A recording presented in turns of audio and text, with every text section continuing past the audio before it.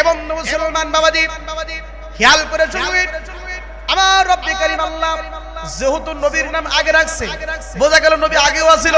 যেরকম ঠিক কিনা? আগেও ছিল, এই জন্য তার সাথে মহব্বত। যখনই আল্লাহর দরবারে মাফ চাইলেন, রব্বানা যালামনা আনফুসানা ওয়া ইল্লাম তাগফির লানা ওয়া তারহামনা লানাকুনান্না মিনাল খাসিরিন, এই বলে মাফ চাবার পরে আল্লাহ যখন ঘোষণা দিলেন, আদম সফিউল্লাহ আমি তোমাকে মাফ করে দিলাম। মাফ পাওয়ার সঙ্গে সঙ্গে চিন্তা করলো, আমার সহধর্মিণী কো, আমার একজন সহধর্মিণী আছে, আমার স্ত্রী সে কো। এই জন্য সহধর্মিণী স্ত্রীকে পাবার জন্য সামনের দিকে অগ্রসর হলেন। আগাইতে আগাইতে একটা জায়গায় যে তিনি দাঁড়ালেন, বর্তমান যেখানে কাবা ওইখানে যাইয়া আদম পয়গম্বর দাঁড়িয়ে গেলেন। কোন সুবহানাল্লাহ, ওইখানে দাঁড়িয়ে গেছে।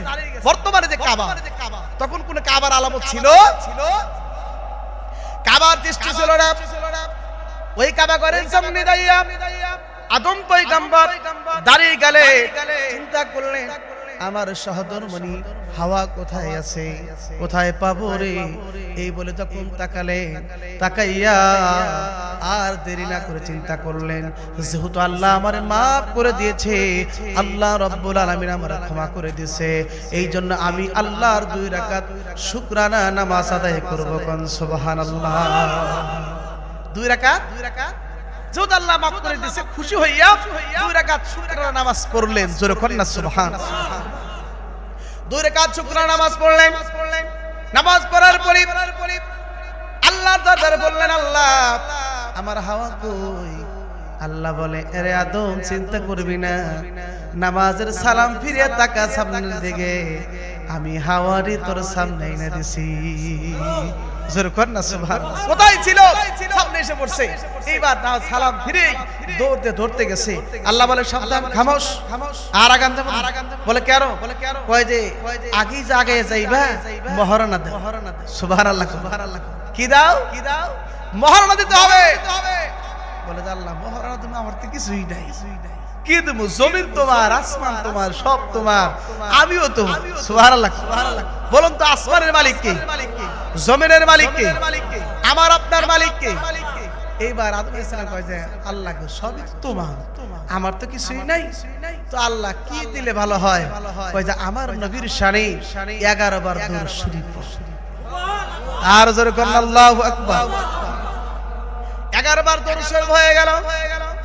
এইবার ধরবি হাওয়ারি সালাতুস সালামকে স্পর্শ করবে, সঙ্গে সঙ্গে আল্লাহ রাব্বুল আলামিন ডাকে দিয়ে জানিয়ে দিলেন, ও আদম রে, তাকে ধরা যাবে না, কারণ এরকম বেপরদা অবস্থায় হয়েছেন। আল্লাহ সকল আলেমকে, সবাইকে আল্লাহ নেক হায়াত এবং দ্বীনি জিন্দেগি আল্লাহ কবুল করুন। সকল বড় আমিন। আমার সামনে যারা উপস্থিত আছেন, আমার পিতৃ সমতুল্য চাচা জানেরা, নওজোয়ান যুবকেরা, আজকের এই যুবকদের আয়োজিত মাহফিল, আমি আগেই শুনেছি যে যুবকেরা অনেক পরিশ্রম করে এই টাকা দিয়ে ব্যাপকে খরচ করতে চেয়েছিল, কিন্তু আল্লাহ পাক তাকে সেই পথে না নিয়ে তাদেরকে ইমাম সাহেবের মাধ্যমে আমার ভাগিনা জনাব হযরত মাওলানা মুফতি শুআইবুর রহমান হামিদি তার নেতৃত্বে বা আপনাদের গ্রামবাসীর নেতৃত্বে আল্লাহ পাক তাদেরকে কবুল করে আল্লাহ রাব্বুল আলামিন এই দ্বীর মসজিদ সাজানের মতো তৌফিক দিয়েছেন। এই জন্য আমরা সকলে শুকরিয়া আদায় করি, সকলেই বলে আলহামদুলিল্লাহ। যে আল্লাহ রাব্বুল আলামিন জাল্লা শানুহু আমাদেরকে একত্রিত করলেন, আনলেন, বসালেন, এই যুবকদের আয়োজনকে আল্লাহ কবুল করেছেন বিদায় আমরা আসতে পেরেছি। জোরবান ঠিক কিনা? যারা এখানে এসেছেন হয়তো আপনারা মনে করতে পারেন আজকে যে কত রাত্রি হয় না, অল্প সময় কথা বলবো, আমিও কথা বলে এখান থেকে চলে যাব। আজকে দিনের বেলা একটা মাহফিল ছিল বাগের বাড়ি, ওখানে আমি গুনাহগার ছিলাম সাথে। আপনাদের এখানে কিছু কথা বলে শুধু পরিচয়টুকু আপনাদের সাথে দেব। এরপর আমার প্রোগ্রাম মাহফিল, আমি প্রধান বক্তা সেই চাঁদুক যাব। অল্প সময় কথা বলে যাব, যেহেতু ভাগিনা বলছে যে নামে আসছে আপনাদের কাছে।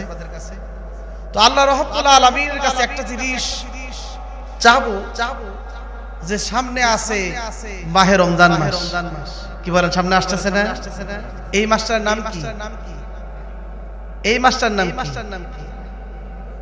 রজব মাস। আলহামদুলিল্লাহ বলেন। এই মাসটার নাম কি? রজব মাস। এই রজব মাস আসার সঙ্গে সঙ্গে নবীজি পাক সাল্লাল্লাহু আলাইহি ওয়াসাল্লাম সাহাবীদেরকে আমাদের সকলকে জানিয়ে দিলেন, ও মানুষ, তোমরা যখন এই মাস আসবে, এই চাঁদ ওঠার সঙ্গে সঙ্গে তোমরা দোয়া করবে। কি দোয়া? যেই দোয়াটি পড়তে বলেছেন, আল্লাহুম্মা বারিক লানা ফি রজব শাবান ওয়া বাল্লিগনা রমাদান। আল্লাহ রাব্বুল আলামিনের হাবিব জানান, ও রব্বুল আলামিন, আপনি দয়া করে, মায়া করে, মহব্বত করে, ভালোবেসে আপনি আমাদের হায়াত বাড়িয়ে দেন। আল্লাহ গো, রজব মাস, শাবান মাস, দুটি মাস হায়াত বাড়িয়ে দিয়ে মাহে রমজান মাস পর্যন্ত আমাদের পৌঁছে দেন। বলেন সুবহানাল্লাহ। ও বন্ধু মুসলমান বাবাজি, খেয়াল করে শুনে রাখবেন, মহান রব্বি করিম আল্লাহ রাব্বুল আলামিন এই মাহে রমজান মাসের আগে দুটি মাস দিয়েছেন, তার মধ্যে এটা হলো রজব মাস। এই রজব মাসে আমাদের নবী সাইয়্যিদুল মুরসালিন খাতামুন নবিয়্যিন নূরুল আনানুর আখির জামানার পয়গম্বর নূরুন নবীজি মুহাম্মদুর রাসূলুল্লাহ সাল্লাল্লাহু আলাইহি সাল্লামকে আমার আল্লাহ ডাক দিয়েছেন। কি বলে? যে আসুন বন্ধু, আমি আপনার সাথে সশরীরে কথা বলবো। বলেন সুবহানাল্লাহ। 2,23,999 জন নবী, মতান্তরে 1,23,999 জন নবী আল্লাহ দুনিয়ায় প্রেরণ করেছেন। কোন নবীদেরকে আমার আল্লাহ বলেন নাই, ও বন্ধু, ও আমার হাবিব, ও আমার খলিল, ও আমার কালিমুল্লাহ, ও আমার রূহুল্লাহ, ও আদম সাফিউল্লাহ, আমার কাছে আসো, আমি আল্লাহ তোমার সাথে কথা বলবো। কোন নবীকে আল্লাহ রাব্বুল আলামিন বলেন নাই। শুধুমাত্র একমাত্র আমাদের নবী নূর নবী আখির জামানার পয়গম্বর হুজুর পাক সাল্লাল্লাহু আলাইহি সাল্লাম জানিয়ে দিয়েছেন, তাকে আল্লাহ জানিয়ে দিয়েছেন, নবী গো, আপনি আমার কাছে আসুন, আমি আপনার সাথে সশরীরে কথা বলবো। সুবহানাল্লাহ। এটা অনেকে অস্বীকার করে, আছে না নাই? এই মিরাজ অস্বীকার করে, অথচ সূরাতুল বনী ইসরাঈলের ভিতরে আমার রব্বে করিম আল্লাহ স্পষ্ট ঘোষণা করে দিয়েছেন, সুবহানাল্লাযী আসরা বিআবদিহি লাইলাম মিনাল মাসজিদিল হারাম।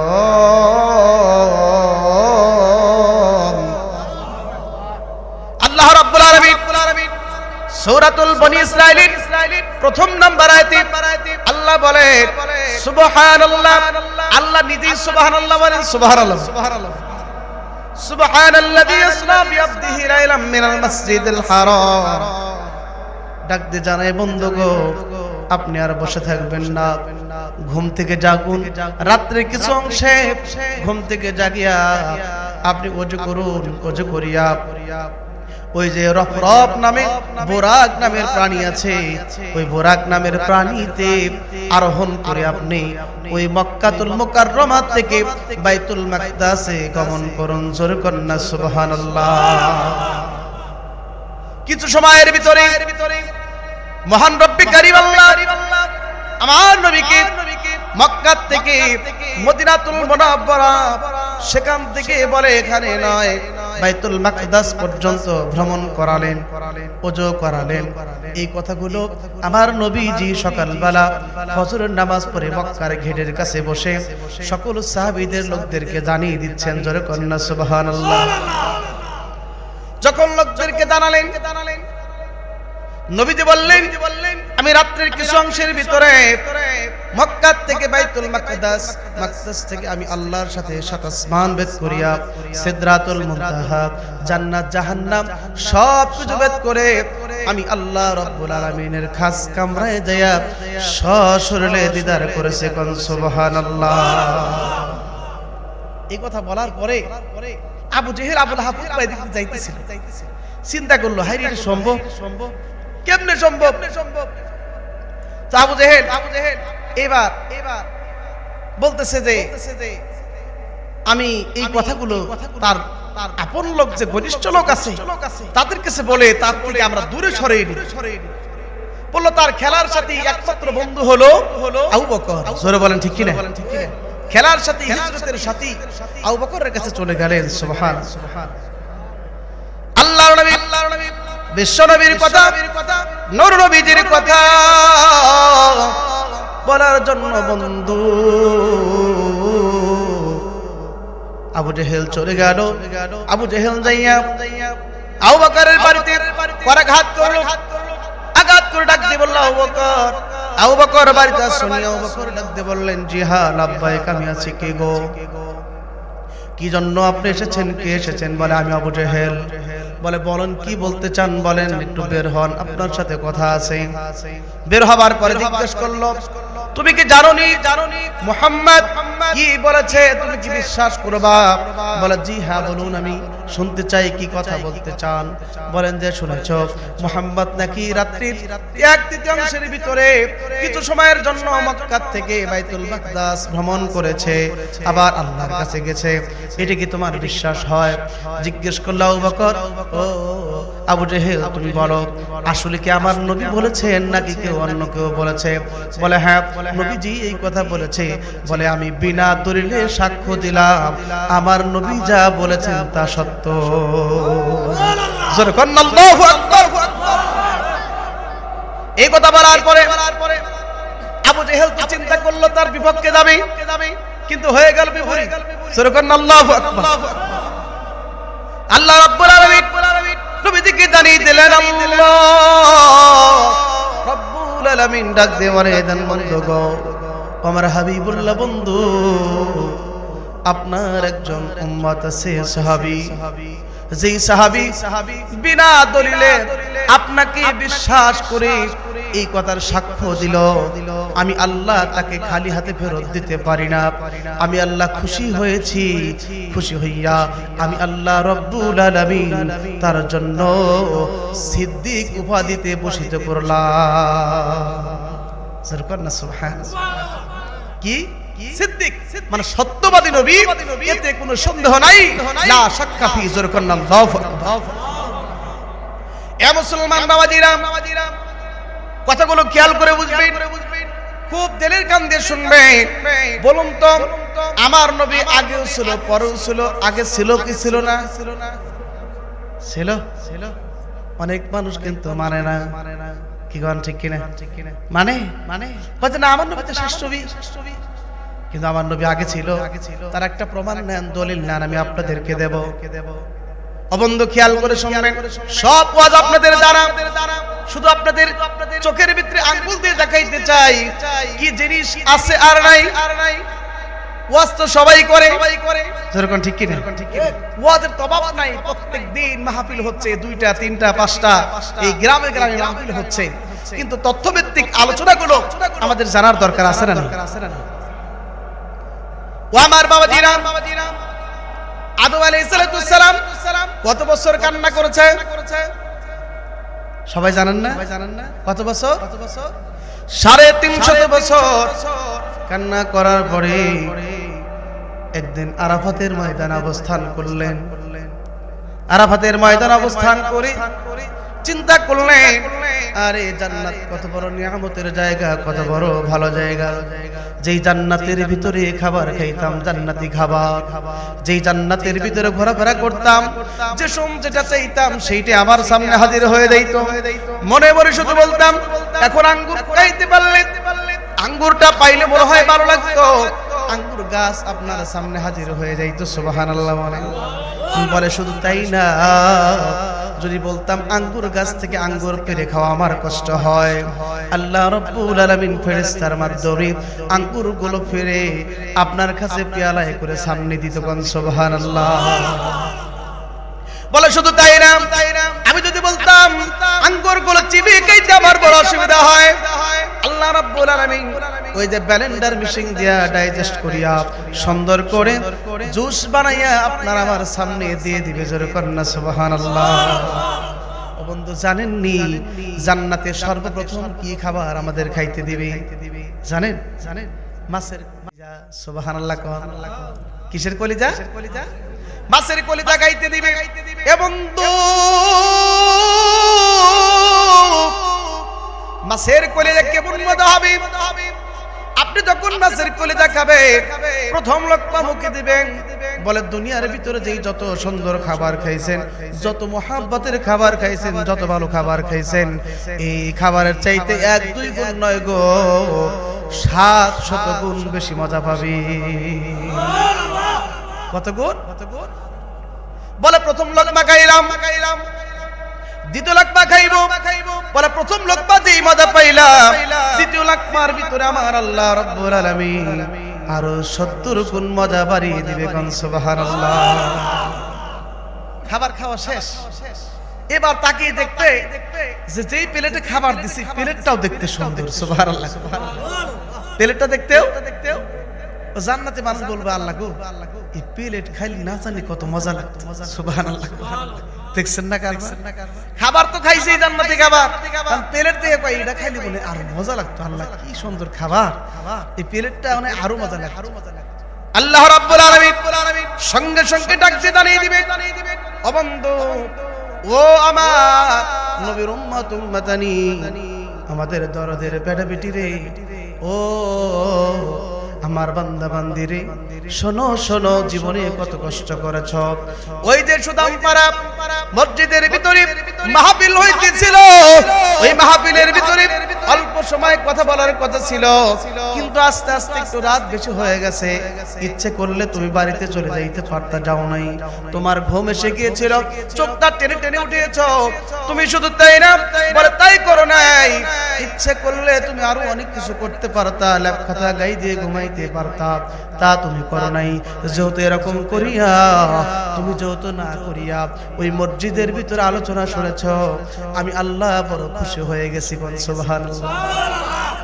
আল্লাহ বলেন আমি খুশি হয়েছি, এই জন্য ও বান্দারে আমি তোমাকে এই প্লেট খাওয়ার অনুমতি দিয়ে দিলাম। কোন সুবহানাল্লাহ। প্লেট খাওয়ার অনুমতি হবে। এবার প্লেটটা হাতে নিবে, দেখবে একটু নরম লাগতেছে। সুবহানাল্লাহ। উপর থেকে ঘোষণা আসবে প্লেট খাইতে পারো, তোমার অনুমতি আছে। সুবহানাল্লাহ। প্লেটটা ভেঙে খাবে, কিতাব সাক্ষী দেয়, এই যে প্লেটটা খাইলো, জান্নাতি খাবার যেই পরিমাণ মজা লাগছে, আমার আল্লাহ রাব্বুল আলামিন ওই জান্নাতি খাবারের চাইতে 700 গুণ বেশি মজা প্লেটের মধ্যে দিয়ে দিবি। ও ভাই, আমরা এই খাবার, এই জান্নাতি সবকিছু চাই কি চাই না? চান আপনারা? ও বন্ধু চরণ, আমি এই কথা বলতেছিলাম, আমার নবী আগে উসুলে এখনো আছে। সুবহানাল্লাহ। আমার নবী বলে হায়াতুন নবী। যেরকম ঠিক কি না? এক শ্রেণী আছে, এরা বলে আমি যেরকম নবী সেই রকম। আছে না নাই? আমি বলি তোমার মতো পাড়া মার্কা আমার নবী না। যেরকম ঠিক কি না? তুমি দিনের দাওয়াত দাও, টাকা মিডিয়া এসে নাও। যেরকম ঠিক কি না?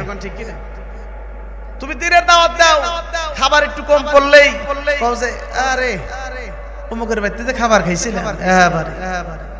যেরকম ঠিক কি না? তো তুমি কিসের দাওয়াত দাও? নবী তো কোনোদিন এই কথা বলে নাই।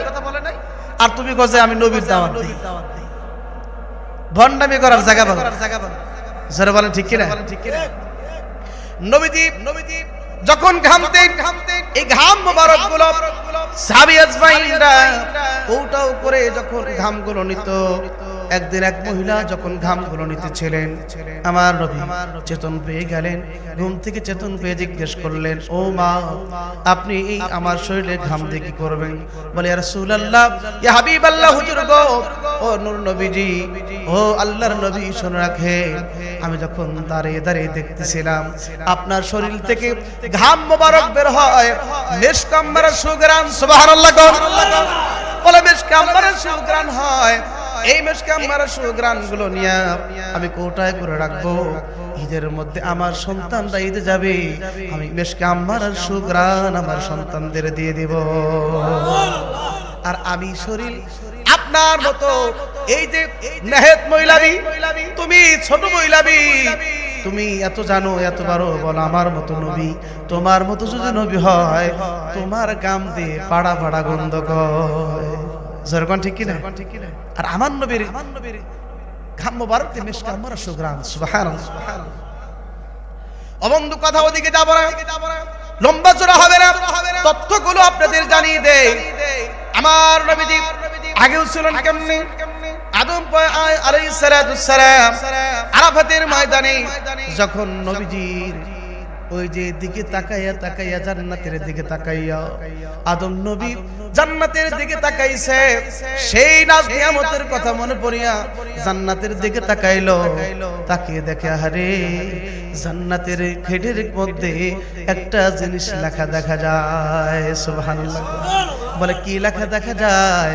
ওই জান্নাতের গেটের ভিতরে লেখা আছে লা ইলাহা ইল্লাল্লাহু মুহাম্মাদুর রাসূলুল্লাহ, বলুন সাল্লাল্লাহু আলাইহি ওয়াসাল্লাম। যখন আদম আলাইহিস সালাম দেখতে পেলেন আমার আল্লাহর নামের সাথে আরেকটা নাম দেখা যায়, আমার আদম আলাইহিস সালাম চিন্তা করলেন সেই নামটা দেখা যায় মনে হয় নামটা বড় মধু, এই নামটা বড় মহব্বতের মানুষ, যার সাথে যার মহব্বত তার সাথে হাসর নাসর আমার আল্লাহর নবী জানিয়ে দিয়েছেন। এ বন্ধু চিন্তা করলেন আল্লাহর নামের সাথে যেহেতু এই নামটা মনে হয় বড় দামি হবে, সাধারণ কোনো নাম নয়, ওই সময় আল্লাহর কাছে ফরিয়াদ করলেন, আল্লাহ গো 3,500 বছর আমি কেঁদেছি, 350 বছর কাঁদিয়া আমি কোনো কিছু মাপ পাইলাম না, কিন্তু আমি একটা জিনিস আজকে দেখতে পাইলাম, ও আল্লাহ ওই জান্নাতের গেটের ভিতরে আমি একটা লেখা দেখি, ওই যে নাম দেখি মুহাম্মাদুর রাসূলুল্লাহ। আল্লাহ গো দয়া করে মায়া করে ওই নামের খাতিরে আমাকে আপনি মাফ করে দেন। দোয়া করলেন রব্বানা যালামনা আনফুসানা ওয়া ইল্লাম তাগফির লানা ওয়া তারহামনা লানাকুনান্না মিনাল খাসিরিন। আল্লাহু আকবার। এমন ভাবে তিনি আল্লাহ রাব্বুল আলামিনের কাছে দোয়া করলেন, রব্বানা হে আমার মালিক, হে আমার সৃষ্টিকর্তা, যালামনা আল্লাহ জুলুম করেছি, আল্লাহ আমার আত্মার প্রতি কত জুলুম করেছি, কত কিছু করেছি, দয়া করে মায়া করে মাবুদ আপনি আমাকে ওই নামের খাতিরে মাফ করে দেন। এইবার আল্লাহ রাব্বুল আলামিন সঙ্গে সঙ্গে জানিয়ে দিলেন, ও হাবিব গো, ও আমার বন্ধু, ও হাবিব, ও আদম আলাইহিস সালাতুস সালাম, তুমি শুনে রাখো, তুমি যদি এই দুনিয়ার মধ্যে আদম সফিউল্লাহ তুমি যদি এই জান্নাতের ভিতর থেকে আমার নবীর নাম নিয়ে তুমি যদি মাপ চাইতা, জান্নাত থেকে মাপ চাইতা, আমি আল্লাহ রাব্বুল আলামিন তোমাকে এই জান্নাত থেকে মাফ করে দিতাম।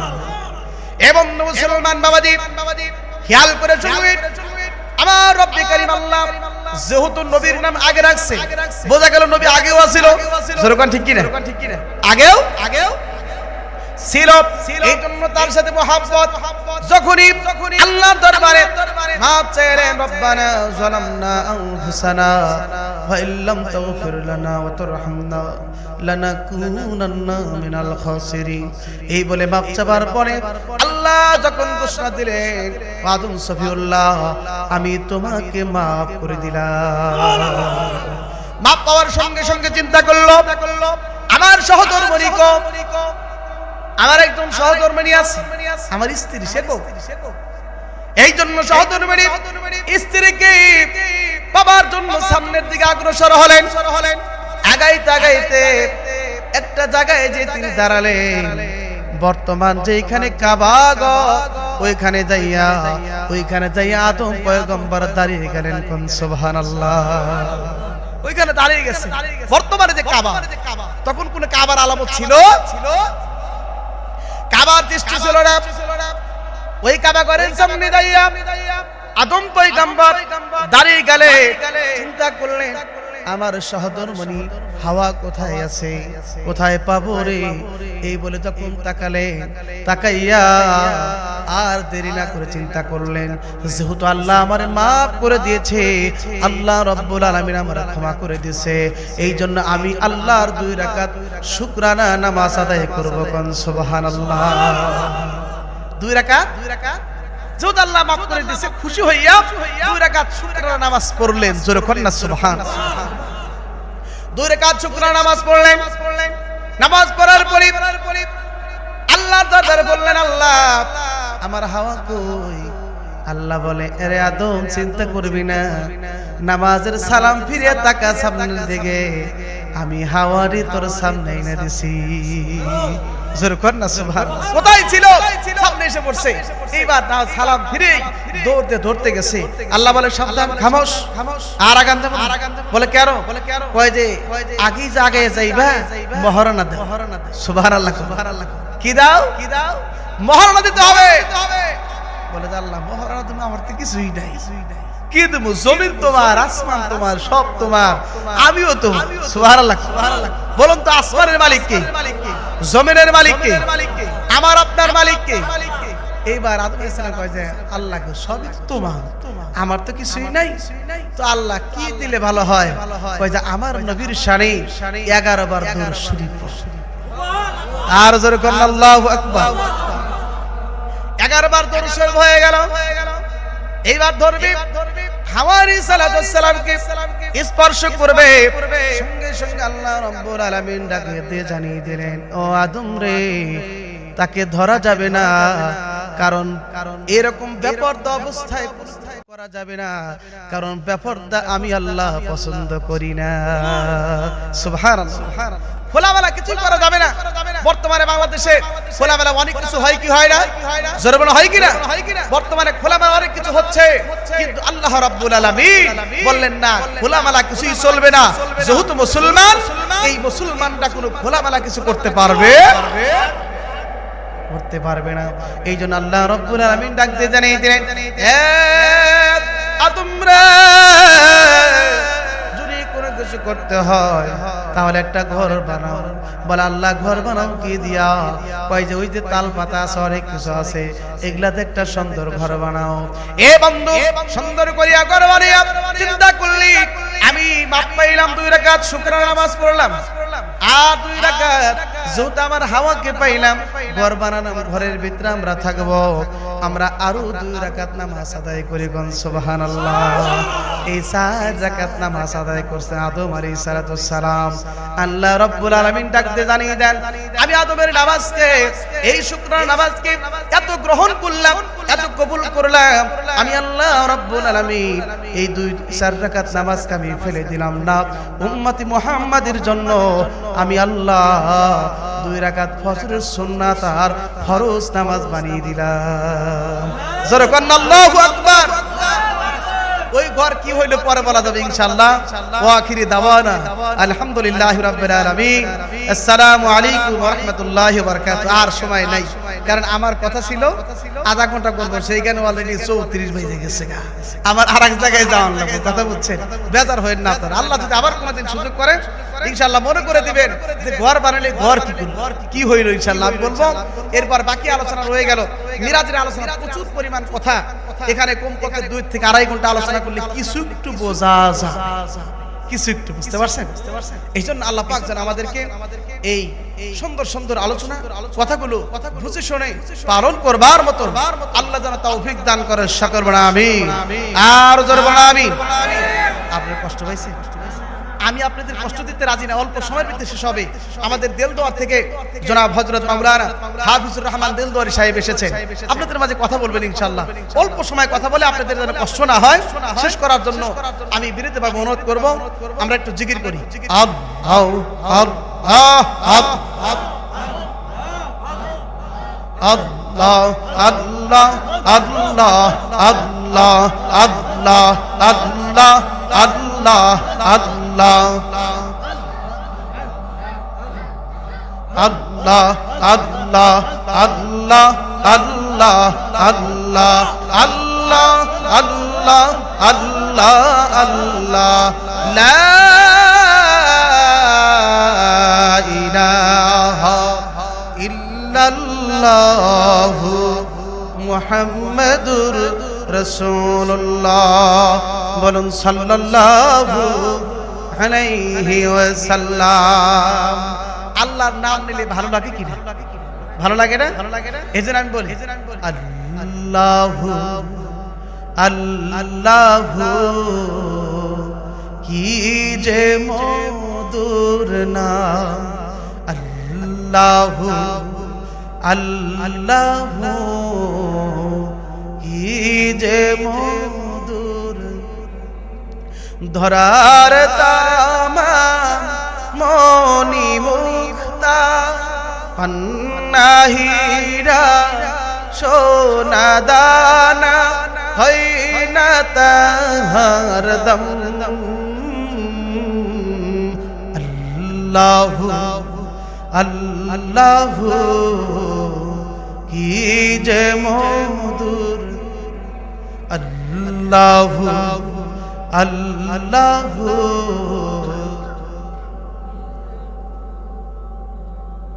আকাশ বাতাস সাগর নদী গাই যায় নাম নিরবধি, পাখালির কণ্ঠে শুনি নিত অবিরাম। আল্লাহু আল্লাহু কি যে,